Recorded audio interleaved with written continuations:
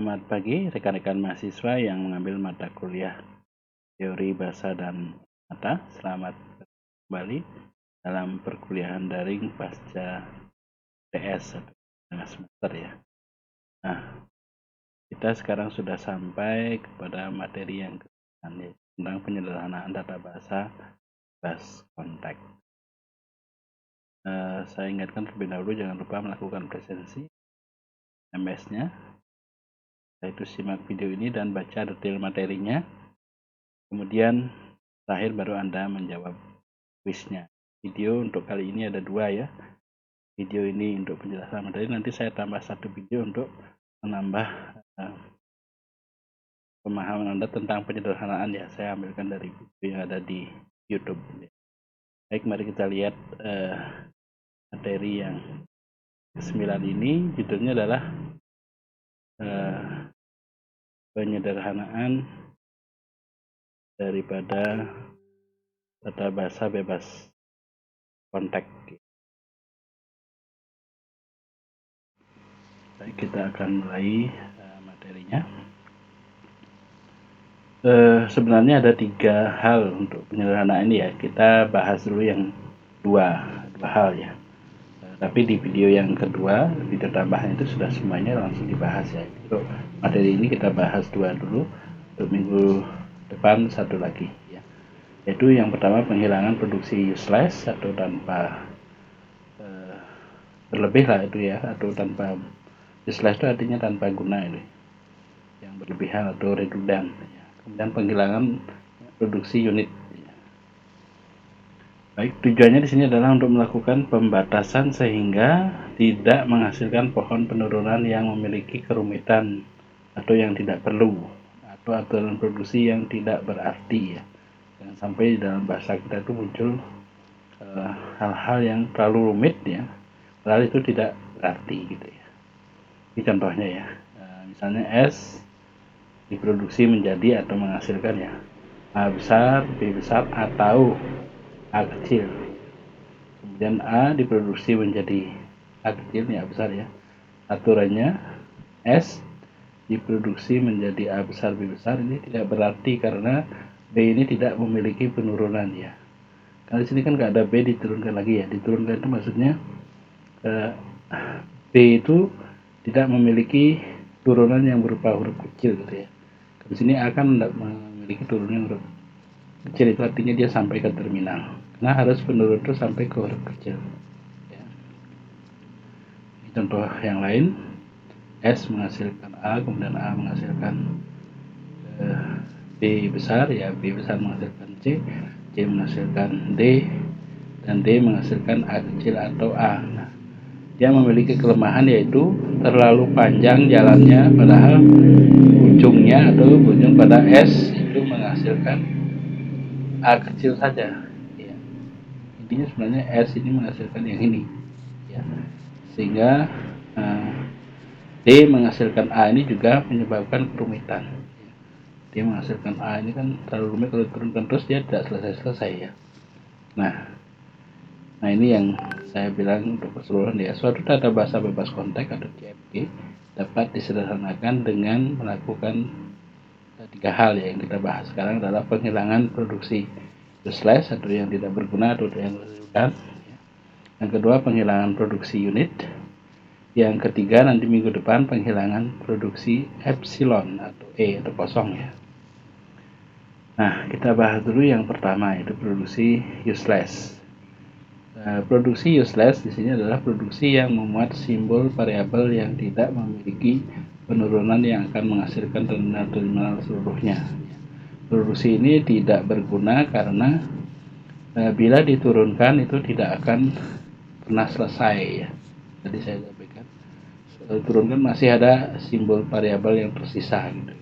Tapi ini nggak selesai, muter aja terus gitu ya. Kemudian produksi yang tidak akan pernah dicapai dengan penurunan apapun dari simbol awal, sehingga produksi itu menjadi redundan atau berlebih. Nah itu pengertian dari useless itu ya. Ini contohnya ya. S menghasilkan produksi menjadi A kecil, S besar, A, atau ya, A besar, B kecil atau B besar D kecil. Kemudian A di sini menghasilkan A besar, D kecil, dan A kecil. Dan B diproduksi atau menghasilkan B besar 3 kali atau A. Simbol A ini tidak memiliki penurunan yang menuju ke terminal ya, tidak sampai ke huruf kecil ya A-nya ini. Ya, tidak ada penurunan lagi di bawahnya gitu maksudnya ya. Sehingga bisa dihilangkan, kalau ini bisa dihilangkan. Ya, nah konsekuensi dari aturan nomor 1 ini ya, aturan produksi S diproduksi menjadi A, B, D ini tidak memiliki penurunan ya. S menjadi ini kan udah hilang ya.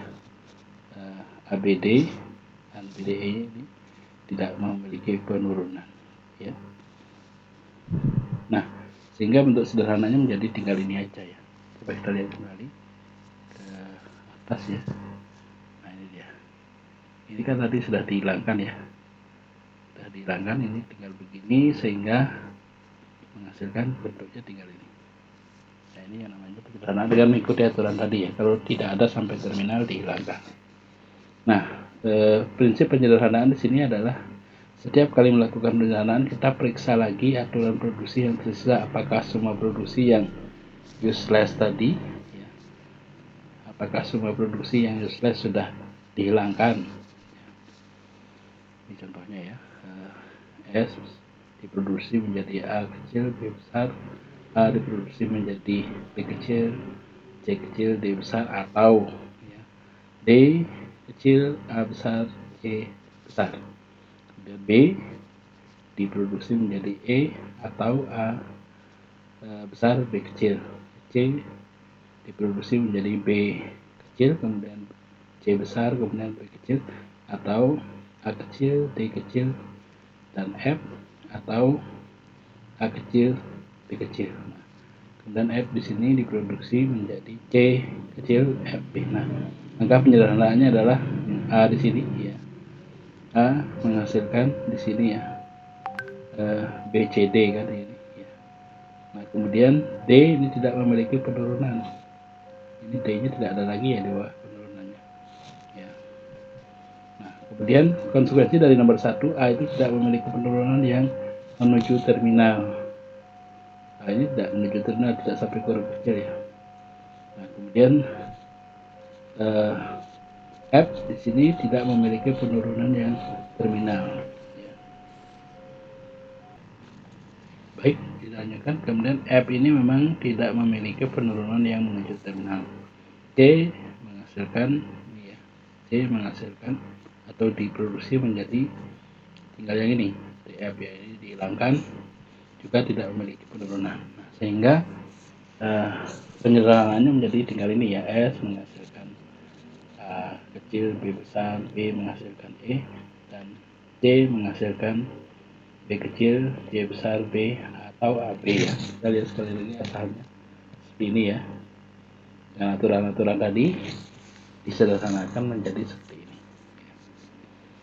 Oke, kemudian aturan yang kedua adalah pengiraan produksi unit. Produksi unit ini adalah produksi di mana ruas kiri, ya sebelah kiri tanah panah ya, dan kanan aturan produksi hanya berupa simbol variabel, misalnya A diproduksi menjadi B atau C diproduksi menjadi D.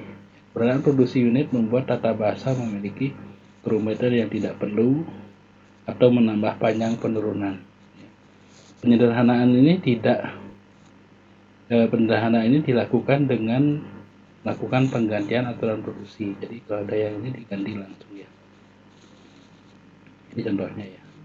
S menghasilkan S besar, B kecil, S ini menghasilkan C besar, C besar itu diproduksi atau menghasilkan D, kemudian C menghasilkan E kecil, F kecil, dan D menghasilkan D kecil, D kecil. Nah, kita lakukan pergantian berturut-turut mulai dari aturan produksi yang paling dekat menuju ke penurunan ya. Dan nanti ini tanda panah ini dibaca menjadi gitu ya. Nah, ini misalnya D menjadi atau menjadi D ini, nah konsekuensinya C tinggal menjadi D D karena udah diganti ya, kita lihat yang atas tadi. Nah ini dia, C menjadi D, langsung aja diganti DD nya itu menjadi D nya di sini itu diganti menjadi D yang ini ya, nah, DD gitu ya. Kemudian S menghasilkan C itu bisa kita ganti dengan, kita lihat lagi ke atas ya, S menghasilkan SP ya, itu kita langsung bisa menjadi S menghasilkan DD kecil dan atau FF ya, sehingga disederhanakan menjadi tinggal ini ya, karena tadi sudah langsung diganti tinggal ini ya, dan seterusnya ya. Oke, contoh 2 hampir sama ya, S menghasilkan C besar, B kecil, A kecil atau D, dan A menghasilkan ini B, dan seterusnya. Nah, penggantian yang dilakukan adalah D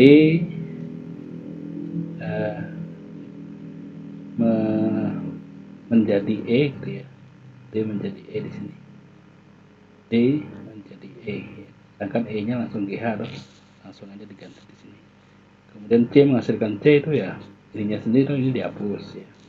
Kemudian S menghasilkan D, itu artinya S di sini cukup ditulis menghasilkan GH ya, ini dia E ya, GH dan SABC ya. Nah, sehingga aturan produksi setelah disederhanakan yang diganti-ganti tadi tinggal ganti aja hasilnya sehingga menjadi ini ya, tinggal bisa kita lihat sekali lagi ya, ini ya disederhanakan ya, setelah dengan pergantian-pergantian yang di bawah ini ya, ada yang dihapus dan sebagainya menghasilkan ini ya. Oke, ini latihan sederhana dengan menggunakan produksi useless. Nah, caranya sama dengan tadi ya, coba diperhatikan. Nah, ini menghasilkan ini. Nah, ini yang hal-hal yang digantikan tadi ya, nah yang dihilangkan coba diperhatikan dengan baik-baik. Dengan ini ya, ada yang gantikan dan seterusnya, ini tidak jadi. Nah, sehingga hasil akhir penyederhanaan adalah seperti ini ya, bisa dilihat ulang ya, diperhatikan ya. Kemudian yang ini yang kedua, penghilangan produksi useless ya, ini produksinya. Kemudian kalau dikerjakan atau disederhanakan dengan konsep-konsep tadi ya, ingat di sini hilang E, kemudian ini juga disederhanakan sehingga hasil akhirnya adalah ini ya. Nah, coba Anda perhatikan pelan-pelan di slide-nya ya, sehingga menjadi paham. Nah, nanti akan ada satu video saya ambilkan dari YouTube untuk memperjelas ya apa yang saya maksud ya. Mungkin dengan satu contoh ini akan agak rumit, tapi dengan contoh di video itu menjadi lebih jelas gitu ya. Ini latihan-latihan sederhana untuk menghilangkan unit ya, silahkan simak juga ya hasilnya. Ini prosesnya ya, silahkan ya. Ini latihan menghilangkan unit ya, ini prosesnya ya, silahkan dengan menggunakan konsep-konsep tadi ya, sehingga hasilnya adalah seperti ini ya. Oke, saya kira itu ya untuk pertemuan ke-10 ini. Untuk yang berikutnya masih membicarakan ini tentang satu hal, yaitu tentang penghilangan epsilon. Baik, terima kasih atas perhatiannya, dan di share ulang videonya, kemudian simak juga video penjelasan detail yang sekian. Terima kasih, dan jangan lupa karena kita BPM berlakukan aturan ya, dan pembatasan ya, tolong ditaati aturan. Baik, saya kira demikian. Terima kasih. Selamat mengerjakan kuis. Tolong ditonton dulu ya, dua. Sekian. Terima kasih. Pagi.